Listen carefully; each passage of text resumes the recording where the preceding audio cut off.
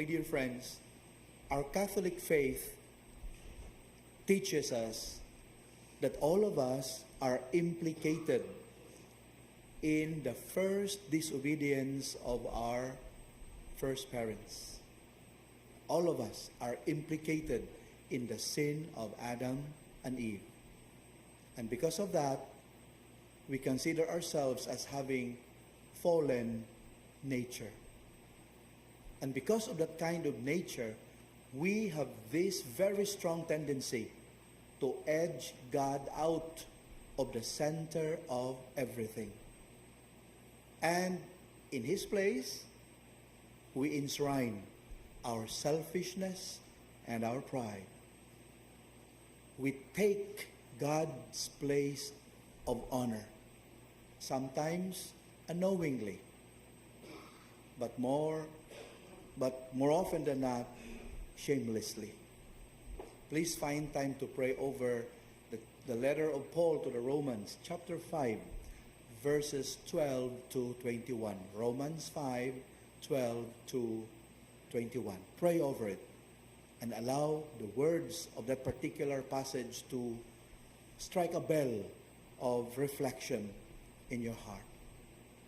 My dear friends, we have this strong propensity to steal God's glory, but in the guise of actualizing our full potentials as individuals and as a society. This particular truth is perfectly illustrated by the first reading, the narrative on the Tower of Babel. Instead of allowing God to accomplish His plan for them, men and women decided to determine their future independent from God. They allowed their pride to get the better of them. They arrogate to themselves the decision to craft, to forge their future. What was the result? The intended result was they wanted to remain united. They wanted to secure their future. They want to live happy lives. That's the intended intention or the intended result. But because of their disobedience, what happened? What did they gain? That's right, confusion, division. That's what happens to us, my dear friends. If we decide to focus on ourselves rather than focus on God and making His will the priority of our lives, we only gain confusion. We get lost. And eventually, heavens forbid, we will forfeit our soul, our eternal life. That's why in today's celebration, the Lord is offering us an antidote. And that antidote is called Via Crucis, the way of the cross.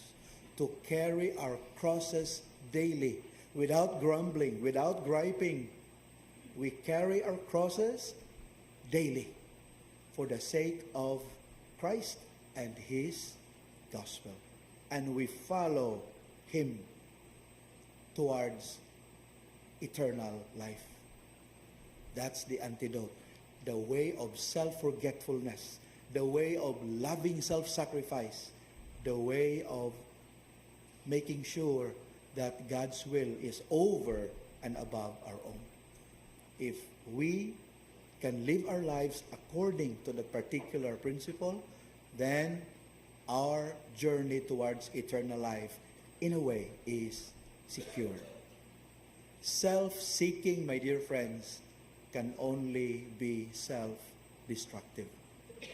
But the more we forget ourselves and allow Christ to live in and through us, the more we find fullness of life. The more we live meaningful and purposeful lives. Let's allow these thoughts to percolate in our minds and in our hearts as we prepare to receive the Lord in Holy Communion.